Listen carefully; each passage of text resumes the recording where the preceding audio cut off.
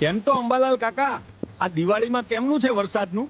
યાર ફટાકડા ફોડવા દેશે કે પાણીમાં દેડકાની જેમ કુડાકડા જ મારવા પડશે? બોલો અંબાલાલ કાકા.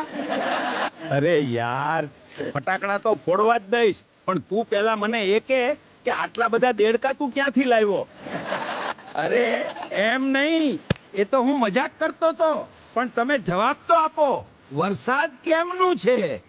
જો બેટા, વરસાદની વાત તો પછી, પણ પેલા ઈ કહે કે આટલા બધા દેડકા તું ક્યાંથી લઈ આવ્યો? મારા ઘરમાંથી લીધા કે આખા ગામમાંથી પકડ્યા? હવે બસ કર.